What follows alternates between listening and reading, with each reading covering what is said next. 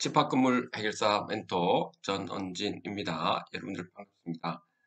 자, 오늘은 여러분들께 그 집합건물과 관련되어서 어떤 문제가 발생했을 때, 그랬을 때 여러분들께서 어떻게 해결해 나가느냐라고 하는 부분에 대한 근본적인 어떤 해결 방법들에 대해서 제가 알고 있는 바대로 한번 설명을 좀 드릴까 합니다. 근데 이 해결점이 저도 이렇게 안목이 조금 좁고 경험치가 아주 많다고 할 수도 없기 때문에 여러분들이 또 다른 여러분들 나름대로의 경험치와 같이 접목해서 어, 해결을 좀 하시면 더욱더 여러분들이 통찰력 있게 해결할 수 있을 거라고 봅니다. 자, 그러면 그 우선적으로 여러분들 집합 건물에서는 보면 처음에 이렇게 어떤 문제가 발생할 때 보면은 그 어떤 이게 범위가 이렇게 설정된다고 봅니다. 무슨 말이냐면 그냥 그 사사로운 어떤 다툼들 있죠. 예를 들어서 뭐 이게 관리비 예치금이라든지 뭐 수선 유지비라든지 아니면 여러분들 직원분들 중에서 뭐 일 처리를 좀 해달라 했는데 일 처리를 제대로 안 해준다든지 뭐 이런 여러 가지 이게 사사로운 문제점들이 있죠. 이런 데서 출발하는 경우는 보통 우리가 다툼이라고 하는 거죠. 그러니까 이런 사사로운 다툼이 형성되었을 때 어떻게 해결할 것인가라고 하는 부분을 여러분들 살펴봐야 될 거고, 어, 그 개인의 어떤 사사로운 이게 문제인 거죠. 이거는 다툼인 거죠. 뭐 그래서 뭐 관리비를 뭐 냈니 안 냈니 관리비 때문에 서로 다투고 하는 부분이 있죠. 개인적인 부분 말하는 겁니다. 그 호실에. 근데 이것이 그렇지 않고 있죠. 관리비 자체가 평당 관리비가 너무 비싸가지고 입점주나 소유자분들 전부 다가 이게 좀 문제가 있다라고 해가지고 어떤 단체를 형성해서 이게 문제점을 갖다가 제시하고 이 일에서는 우리 집합 건물에 좀 향후 미래 청사진에 상당히 희망이 안 보인다. 이렇게까지 가면 이게 분쟁이 앉아 발생하는 거죠. 예를 들면 그렇죠. 이래 되다 보니까 분쟁까지 생기게 되면 결국에는 관리단에 집회를 하게 되고 이렇게 되죠. 그럼 누가 분쟁을 일으켰느냐 이런 부분은 차후로 미루더라도 자 이런 식으로 분쟁까지 우리가 이렇게 생기게 되고 이것이 이 분쟁이 있죠, 여러분들. 이게 각 그 건물마다 일어나는 게 아니고 이게 건물 외에 이 전국 각지에 퍼져 있을 때는 우리는 이거는 아, 사건으로 보는 거죠. 그래서 이게 범위가 우리가 이게 처음에 다툼이었다가 그다음 분쟁으로 갔다가 사건으로 이렇게 퍼지는 경우가 있을 겁니다. 뭐 다툼의 경우는 여러분들이 제일 좋은 거는 여러분들 협상을 하는 거죠. 협상을 좀 하고 협상에도 이렇게 안 되면 그러면은 뭐 어쩔 수 없이 법적 절차를 진행할 수밖에 없는 거죠. 분쟁의 경우도 이거는 마찬가지인 것 같아요. 협상과 법적 절차를 거치는 거고 사건도 그럴 것 같아요. 그래서 이 부분에 대해서는 제가 이 정도로 마무리하도록 하고 그래서 여러분들이 지금 여러분의 있는 집합 건물이 다툼의 단계인지 개인의 어떤 문제인지 아니면 어떤 집단까지 들어와서 있는 문제인지 그리고 집단과 집단 간에 이간질이 돼가지고 서로 간에 분파가 형성되고 있는 건지 이런 부분을 좀 살펴봐야 되는 거죠. 그러니까 지금 다르게 본다면 호텔 같은 경우에는 특히 이 호텔에 이런 경우가 좀 많은데 특정한 관리인이라든지 특정한 운영사가 아, 관리인이 되어 가지고 그 운영사가 아니면 그 건물에 관련된 보존 관리하는 서비스 있죠. 이런 걸 갖다 타다를 시킨다든지 이렇게 해서 이게 완전히 이간질을 시켜가지고 분파를 만들어 버린다는 거죠. 이래 되면 이렇게 분쟁으로 발생하는 거죠, 이게. 그래서 이런 경우 때문에 이 사실 호텔에 예, 문제점이 좀 많죠. 이런 문제점을 없애기 위해서는 여러분들이 대부분이 알 겁니다. 이게 특정한 운영사에 할 사람들은 강요해서는 안 되죠. 왜냐면 개인의 어떤 사적인 재산이기 때문에 뭐 하실 분들은 그 운영사에 하면 되고 거기 하기 싫으면 다른 운영사를 갖다가 하면 되고 이렇게 어 그거는 개인의 자유에 좀 맡기도록 하는 것이 가장 바람직하죠. 원래 그렇게 해야 되고요. 그렇지 않다 보니까 이렇게 분쟁 소지가 있는 거죠. 사건은 여러분들 생활형 숙박시설뿐만 아니고 특히 생활형 숙박시설이 더 그렇죠. 뭐 거기에 대해서 이야기하자면 지금 대한민국의 생활형 숙박시설이 상당히 지금 문제점이 많다라고 하는 부분은 이제 분쟁 관계를 떠난 거죠. 음, 그러니까 분양에서부터 해서 여러분들이 그 수익을 좀 내려고 하는 부분까지 있죠. 거의 대부분이 사기를 당하는 단계까지가 전국 각지에 있다 보니까 이게 사건으로까지 퍼져 있는 거죠. 자, 그렇다면 자, 이런 부분에 대해서 여러분들이 어떻게 해결해야 될 것인가라고 하는 부분입니다. 이제 여러분들께 좀 말씀을 좀 드리도록 하겠습니다. 이 부분에 대해서는 그 개인적으로 제가 볼 때는 이익적인 측면을 좀 살펴봐야 된다고 봅니다. 이익적인 측면. 뭐냐면 이게 공익이냐 이게 사익이냐에 따라 또 달라지게 되는 겁니다. 이게 그 여러분들이 있는 집합 건물의 전체에 도움이 된다. 물론 개인에게도 도움되지만 실질적으로는 그 개인은 그냥 뭐 신경 안 써도 되는데 괜히 내가 나서 가지고 뭐 이거를 내 일도 바쁜데 전체를 위해서 도움을 줘야 내 개인에게도 도움이 되고 사회 전체로도 도움이 된다. 이렇게 하면 공익이라고 생각하시면 됩니다. 근데 그게 아니고 오직 나한테만 이익이 되고 다른 사람한테 그 이익이 있죠. 크게 되지 않는다. 예. 이렇다 하면 사익이라 보시면 되겠습니다. 이게 공익과 사익 이런 것도 뭐 그 학자들마다 이거 좀 깊이 있게 들어가면 이거 뭐 빠질 것이 많은데 저는 그런 부분은 다 제끼고 이야기를 할게요. 그래서 여러분들이 이게 공익이냐 사익이냐에 대해서 보고 어, 아까 이게 다툼을 협상을 했는데 협상에서도 도저히 안 되면 어떻게 되죠? 법적 절차를 거쳐야 되잖아요. 그러면 먼저 공익적인 부분이다라고 한다면 이게 공익적인 부분에도 법적 절차는 결국에는 그 형법 영역에 속하는 거죠. 그래서 이게 범죄가 되느냐, 범죄냐, 그리고 범죄가 되었다면 형벌은 얼마만큼 지금 처벌이 되느냐. 자, 이런 부분입니다. 그리고 그 개인적인 부분에 대해서는 사법 영역이기 때문에 요거는 민사사건이라고 하는 겁니다. 민사사건. 그래서 이거는 권리와 의무 관계인 거죠.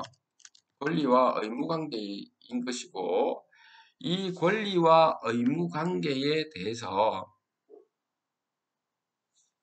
우리가 권리가 있다, 없다, 라고 하는 거죠. 그에 대한 권리 유무하고 의무 유무 이렇게 할까요? 그에 따른 그 손해배상을 해야 된다라고 하는 거죠.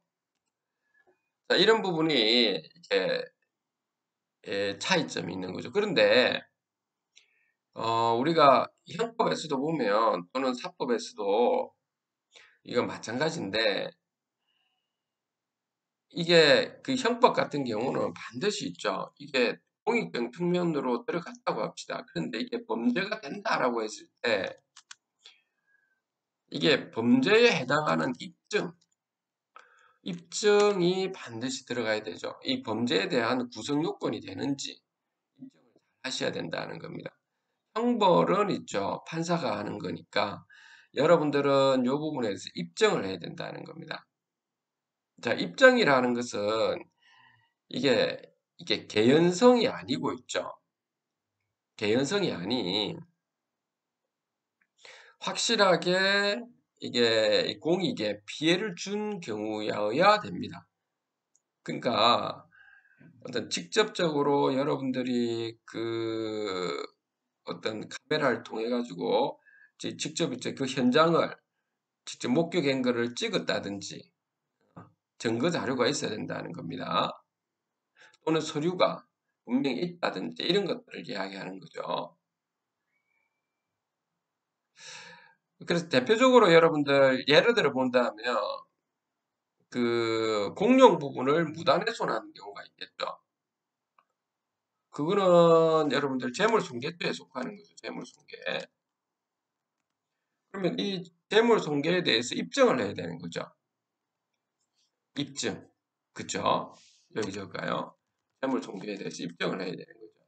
그러면 재물손괴에 대한 입증을 하기 위해서는 여러분들이 그쵸? 이게 처음에 그 공용 부분 있죠? 공용 부분 설계 도면이 있을 겁니다. 설계 도면을 보시고 원래 그 설치되어 있는 것과 설치되어 있지 않은 것을 볼 수 있는 거고 아니면은 같은 건물 내에서 다른 층과 그 층에 대해서 봐가지고 훼손되어 있는가, 훼손 안 되어 있는가를 살펴보면 됩니다. 그러고 난 다음에 두 번째로 들어가야 될 부분은 이것이 이제 훼손을 했죠. 그러면 훼손했던 부분, 이 사진 있죠? 이라도 이렇게 찍어서 있죠. 이것을 들어가 줘야 되는 거죠. 그것이 입증이라는 거죠, 이런 부분이. 자, 요 형벌 부분은, 거기, 법적으로, 이렇게 재판장님이, 법률에 근거해서 진행을 할 테니 이 부분은 제가 생략하도록 하고요. 저희 영역이 아닌 것 같습니다. 그 다음에 여러분들 사법적인 영역이 있을 겁니다. 권리, 의무 이런 부분인데 이 권리, 의무는 제가 이렇게 한번 보겠습니다. 그 대부분이 그 우리가 좀 보게 되면 관리단에 어떤 문제가 발생했었다라고 한다면 형사사건으로 진행하는 경우 있고 형법 공익적인 부분 공익적인 부분인데도 불구하고 이게 사법으로 해야 될 때가 있을 겁니다. 그 왜 그러느냐 하면 그 예를 들어서 관리인이 관리인이냐 관리인이 아니냐 하는 부분이 있을 겁니다. 그러면 이 관리인이냐 아니냐라고 하는 것은 이게 권리보다 좀 확장된 거죠. 이게 타인에 대한 타인에 대한 권리를 가지고 있는 것을 우리는 그 권한이라고 하는데 이게 권한을 가지고 있느냐 없느냐 가지고 이렇게 따져야 되는 부분이지 않습니까? 자, 그랬을 때 이게 항상 보면 관리인이다, 관리인이 아니다, 또는 집회를 제대로 했느냐 안 했느냐, 뭐 이런 부분. 그 다음에 업무 방해를 했느냐 하지 않았느냐, 뭐 이런 부분. 형사사건에서도 있지만 민사사건에서부터 먼저 보겠습니다. 그러면 이런 것들은 있죠. 이런 것들은 전부 다 이 세 개를 딱 보시면 여러분들이, 자, 관리인이냐 관리인이 아니냐라고 하는 것은 권한을 그 가지고 있느냐 없느냐, 집회가 제대로 됐느냐 되지 않았느냐, 업무를 방해를 했느냐 안 했느냐라고 하는 부분에서 공통점이 하나 있지 않습니까? 여기에서는 여러분들이 공통점은 적법한 절차를 거쳤느냐 거치지 않았느냐라고 하는 거죠. 이 부분에서는. 자, 그래서 결국에 손해배상도 그렇고 적법한 절차가 제대로 되어 있느냐 안 되느냐를 가지고 이렇게 따지는 겁니다. 이런 부분이. 그래서 여러분들이 사실관계를 잘 보고 있죠. 이게 적법한 절차가 되어 있느냐 안 되느냐를 따지는 여러분들이 꼼꼼히 살펴보시고, 그래서 뭐 협상을 해가지고 서로 간에 마무리되면 제일 좋은데 안 돼가 법적 절차를 거쳤다라고 했을 때 이게 판단은 누가 하는 겁니까? 재판장님이 하시죠. 재판장님이 할 때는 자, 입증, 아까 저기 있는 입증하고 소명 두 가지 중에서 하나인데, 입증이라고 하는 부분은 그 확실한 증거가 있어야 된다는 겁니다. 이게 증거라고 할게요. 확실한 증거 이렇게 할게요. 증거. 확률적으로 본다면 확률적으로 100%, 확률적으로는 100% 또는 1 이렇게 되었을 때, 그런데 앉아 그것에 반해서 소명이라는 것은 개연성이 있는 거, 개연성이랄까, 개연성이 있으면 된다라고 하는 거고, 확률적으로 봤을 때는 있죠. 한 70% 이상 정도만 되면 소명이 된다 이거죠. 그래서 소명 같은 경우는 여러분들이 가처분 소송에서 소명이 되는 거죠. 또는 가압류 소송이라든지 뭐 이런 것들에서 있죠. 소명으로 여러분들이 들어가게 될 겁니다. 그 외에 입증 같은 경우는 대부분의 분한소송, 이송사건도 입증에 속한다고 할 수 있겠습니다. 대부분의 입증이고, 이러한 가처분 가압류에 대해서는 소명이다라고 하는 것이죠. 자, 그래서 제가 이렇게 볼 때는 있죠. 여러분들께서 이런 사건들이 일어날 때, 이런 정도는 판단을 해보시고, 또 하나 더 제가 말씀드리자면, 지금 현재 제가 말씀드리고 있는 부분이 그 머릿속에 있는 그대로 제가 이렇게 그냥 툭 던지고 있는 거라서, 약간 조리 있게 말씀을 못 드리는 부분에 대해서는 양해를 바랍니다. 여러분들. 또 있죠, 여러분들. 이게 어떤 법적 다툼이 일어났지 않습니까? 있죠. 그러면, 여기서 한번 해볼까요? 법적 다툼이 만약에 일어나게 됐을 때, 그, 어, 어떻게 이야기해야 될까? 이렇게 보죠.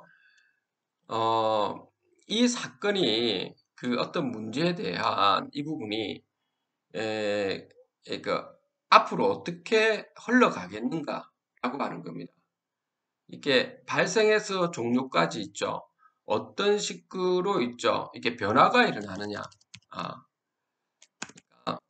법적 다툼에 대한, 이렇게 할까요? 법적 다툼에 대한 다툼의 그 변화라 할까요? 이렇게 하면 나름대로 한번 말해보겠습니다. 그 법적 다툼에 대한 변화는 크게 보면, 자, 우리가 요 부분은 이제 이렇게 우리가 볼 수 있는데요. 첫 번째로는 형성하는 경우 있고, 새롭게 생성된다. 이런 걸 생성시키는 부분이 있고, 두 번째로는 이게 법적 다툼에서 확인을 하려고 하는 경우가 있고, 세 번째로는, 좀 이행을 바라는 거, 이행을 해달라라고 하는 거죠. 그 집행을 해달라, 뭐 이행을 해서 집행을 해달라까지 다 포함해서 이행이라고 하겠습니다. 이렇게 크게 세 가지로 나누는데, 자, 형성 이거 한번 보겠습니다. 예를 들어서 여러분들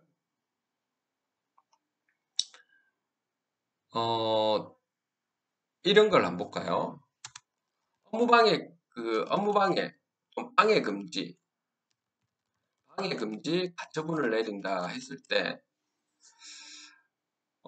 우리가 예를 들어서 거기에 관리단 집회를 해서 있죠. 새로운 관리인과 관리위원이 선출이 되었다라고 한 다음에 그거는 새롭게 형성되는 과거에 있는 관리인과 관리인이 이제 임대자로서만 존재하는 거죠. 그럼에도 불구하고 자기들이 기존에 있는 그 관리인과 관리위원들께서 인수인계를 그 후임 관리인과 관리위원들한테 인수인계를 제대로 못했다, 하지 않고 있다라고 하는 부분은 있죠. 업무방해가 되는 거죠. 그래서 업무방해 금지 가처분이 들어가는데 이 부분이 어떻게 보면 형성이 되고 있는 그러니까 후임하는 새로운 분이 제대로 된 법적 절차를 거쳐서 새롭게 형성이 되어서 이렇게 해서 업무를 방해하고 있는 거죠. 아니면 그 반대 입장에서는 이게 법적 절차를 제대로 거치지 않았기 때문에 업무를 방해하고 있는 거죠. 이런 부분에 대해서는 업무방해 금지 가처분이 가능한 거죠. 어떤 상황인지 알겠습니까? 새로운 형성이 이렇게 될 때 한해서 업무방해 또는 방해 금지가 일반적으로 받아들인다라고 하는 거죠. 그렇지 않고 이런 것이 아닌 새롭게 형성되거나 이런 게 아닌 관리상의 어떤 약간의 다툼이 있을 때는 이거는 방해 금지라든지 이런 부분이 된다고 볼 수가 없는 거죠. 이런 부분은 그냥 일단 확인의 소로 들어가는 거죠. 확인을 거치려고 한다 해야 되죠. 이게 확인이다 하는 건 여러분들 알다시피 이게 뭐 이런 거 있잖아요, 여러분들. 그 예를 들어서 관리규약이 적법한 절차로 되지 않았다 해가지고 관리규약 무효 확인을 하고자 한다. 뭐 이런 것들요. 뭐 이런 것을 이야기하는 거죠. 그러면 여러분들한테 말씀드리고 싶은 부분은, 그러면 예를 들어서 직무집행정지 이런 거 있죠. 뭐 가처분 이런 거 있죠. 직무집행정지, 가처분 이게 확인에 속할까요? 형성에 속할까요? 이행에 속할까요? 여러분들이 볼 때는. 이행이라는 것은 행하라라고 하는 거죠. 행하라. 나는 권리가 있으니까 행하라라고 하는 이런 부분이죠.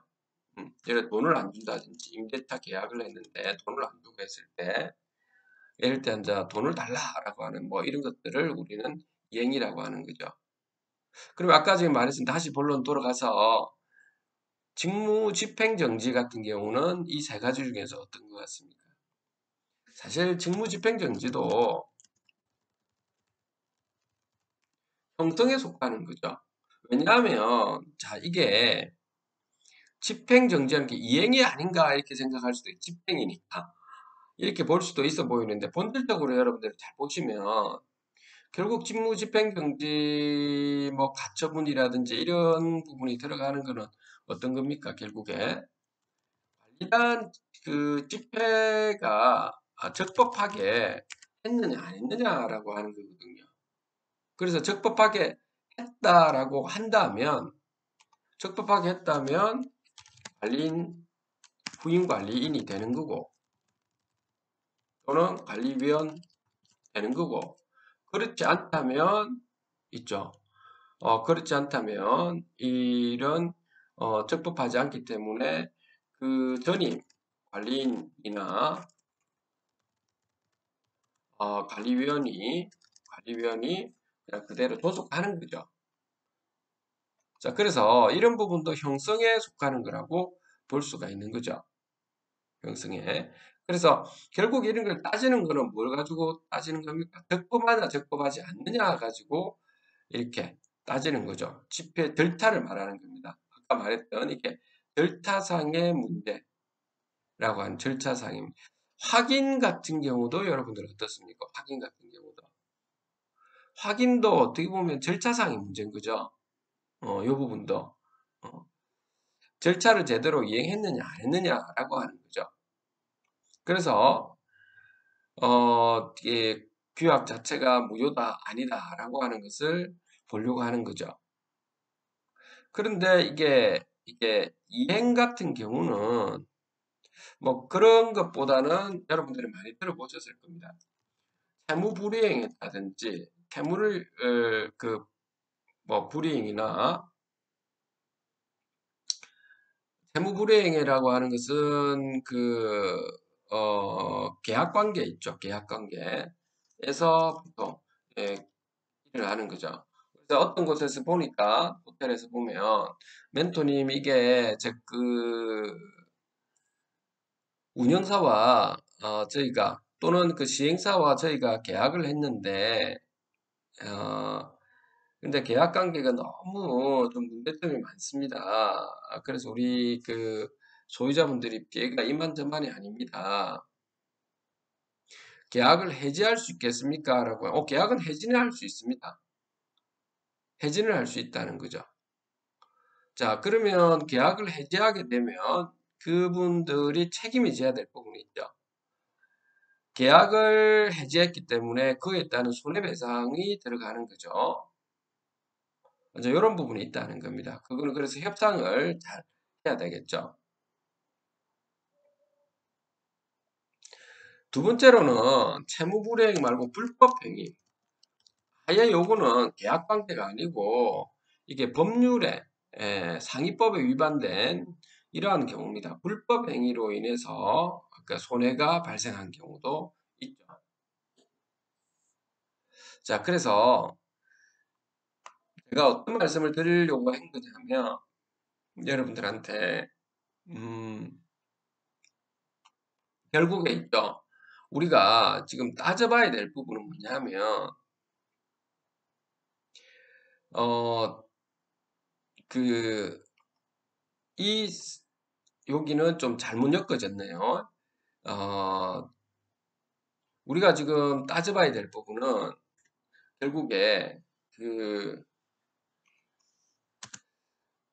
음, 잠깐만요. 채무불이행 쳤고,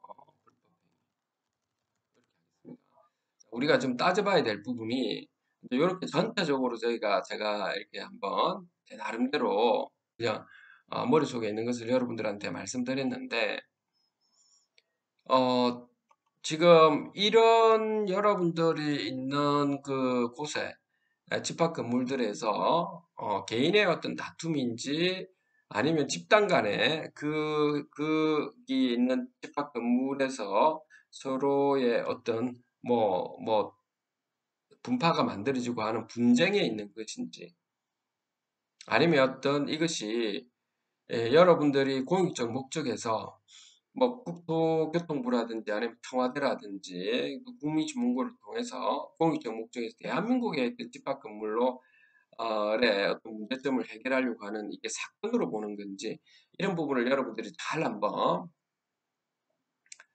살펴보시고, 그리고 가장 제가 볼 때는 이 문제점을 해결하는 가장 좋은 방법은 협상입니다. 그래서 협상. 협상을 해서, 근데 협상을 하는 과정에서 여러분들이, 불법적으로 협상을 하시면 안 됩니다. 이게 무슨 말이냐면, 아까처럼 호텔 같은 경우에도 이런 경우가 꽤 있던데 보니까, 그, 그 SPC를 만든 운영사 대표 있죠. 여러분들이 처음에 그 소유자 여러분들이 만들어줬겠죠. 어, 그분을 대표를 하시라고.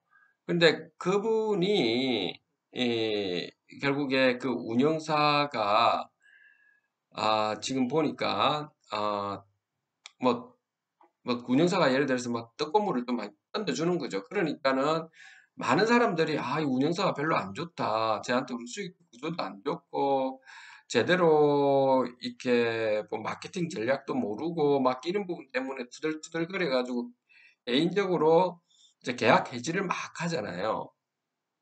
그러면 계약을 해지하고 했을 때, 오히려 해지한 사람한테 이게 불이익을 준다든지, 뭐, 이렇게 일어나는 것들 있죠. 이런 것들은 앉아 이렇게 문제가 생기는 거죠. 또는 앉아 이렇게 공용 부분을 누구는 쓰게 하고 누구는 못 쓰게 한다든지 뭐 이런 부분들. 이거는 지금 권한을 남용하는 거죠. 이게 굉장히 이제 문제가 발생해서 있으니까 이럴 때는 협상을 해도 안 될 때 어떻게 하겠습니까?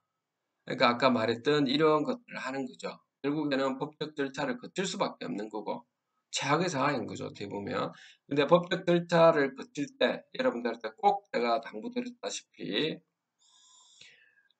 가처분 소송은 소명이 되고 그리고 본안 소송 같은 경우 입증을 해야 되는 거죠.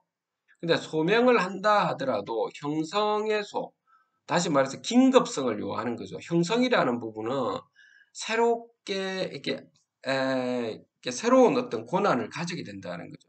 그러면 권한을 가지기 전까지 어떤 사람들 입장에서도 긴급하기도 하고, 새로운 권한을 가진 사람들 입장에서도 과거에 있는 이 기존에 있는 사람들이 그 불법 행위라든지 뭐 이런 부분 때문에 재산상의 손해가 굉장히 크다라고 하는 이 긴급성을 요하는 거죠.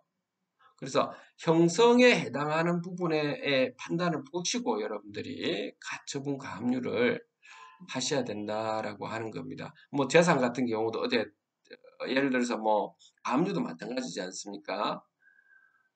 뭐 가압류를 하는 이유가 뭐 여러분들 그 채무자가 재산이 많으면 가압류할 필요는 없는 거죠. 그게 아니고 그 채무자가 보니까 갑작스럽게 뭐 재산이 없다든지 아니면 은행 담보가 너무 많다든지 이게 지금 문제가 생기겠다 해가지고 이런 거죠.